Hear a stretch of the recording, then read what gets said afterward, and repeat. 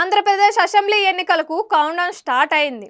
శరణమా రణమా అంటూ ప్రధాన పార్టీలు వ్యూహాలకు పదును పెడుతున్నాయి. రెండవసారి అధికారమే లక్ష్యంగా సీఎం జగన్మోహన్ రెడ్డి నేతృత్వంలో వైసీపీ పక్కా ప్లాన్తో ముందుకెళ్తూ ఇప్పటికే అభ్యర్థులను ప్రకటించింది. ఇక ఎలాగైనా ఈసారి అధికారాన్ని దక్కించుకోవాలి అని ప్రయత్నిస్తున్న టీడీపీ, జనసేన, బీజేపీ కూటమి సరికొత్త జోస్తో తాము సిద్ధమంటూ కథన రంగంలోకి అడుగేశాయి.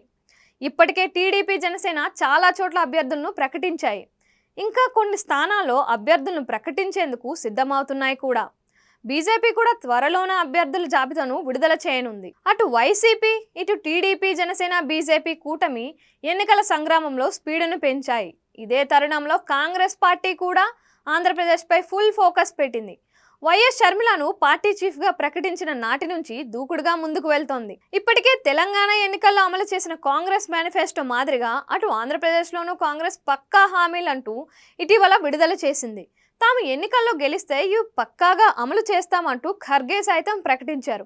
అంతేకాకుండా ఇటీవల వైజాగ్లో నిర్వహించిన కాంగ్రెస్ బహిరంగ సభకు తెలంగాణ సీఎం రేవంత్ రెడ్డి కూడా హాజరై పార్టీ శ్రేణిలో ఉత్సాహం నింపారు. వైఎస్ షర్మిల ఎప్పటికైనా సీఎం అవుతారని చెప్పిన రేవంత్ రెడ్డి తనకు అండగా ఉంటానంటూ ప్రకటించారు.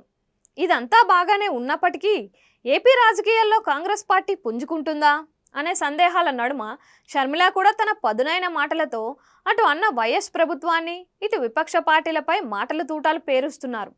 ఈ క్రమంలోనే కాంగ్రెస్ పార్టీ అభ్యర్థుల జాబితాను విడుదల చేసేందుకు సిద్ధమైంది. ఈ నెల 25న కాంగ్రెస్ పార్టీ మొదటి లిస్టు ప్రకటించే అవకాశం ఉన్నట్లు ఆ పార్టీ శ్రేణులు పేర్కొంటున్నాయి. అయితే షర్మిల పోటీపై పార్టీలో చర్చనీయాంశంగా మారింది. మొదట వైఎస్ షర్మిల పోటీలో ఉండరంటూ ప్రచారం జరిగినప్పటికీ ఆ తరువాత పోటీలో ఉంటారంటూ క్లారిటీ వచ్చింది. APCC chief YS Sharmila Reddy Kadapa MP బరిలో ఉండనున్నట్లుగా తెలుస్తోంది. ఇప్పటికీ అధిష్టానం కూడా పలు సూచనలు చేసినట్లు సమాచారం. కడప నుంచి పోటీ చేయాలని ఢిల్లీ పెద్దలు షర్మిలను కోరుతున్నట్లుగా తెలుస్తోంది. వైఎస్ వివేక మృతి తర్వాత జరిగిన పరిణామాలు, సునీత వైఎస్ షర్మిలకు సపోర్ట్ చేసిన నేపథ్యంలో షర్మిల కడప నుంచి పోటీ చేస్తే మంచి ఫలితం ఉంటుందని ఢిల్లీ పెద్దలు పేర్కొంటున్నట్లు సమాచారం. అయితే షర్మిల అభిప్రాయాన్ని బట్టి పార్టీ అధిష్టానం డిసైడ్ చేయనున్నట్లు పేర్కొంటున్నారు. ఈ నెల 25న కాంగ్రెస్ పార్టీ మొదటి లిస్టు ప్రకటించే అవకాశం ఉండటంతో షర్మిల పోటీపై ఉత్కంఠ నెలకొంది. ఇదిలా ఉంటే కడప వైసీపీ ఎంపీ అభ్యర్థిగా మళ్ళీ అవినాష్ రెడ్డి పోటీ చేస్తున్నారు.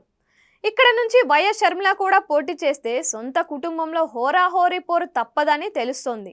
కాగా టీడీపీ కూడా ఇక్కడ కీలకమైన వ్యక్తికే సీటు కేటాయించాలని ప్రయత్నిస్తోంది. దీంతో ఈసారి కడపలో త్రిముఖ పోరు ఖాయమని పేర్కొంటున్నారు రాజకీయ విశ్లేషకులు.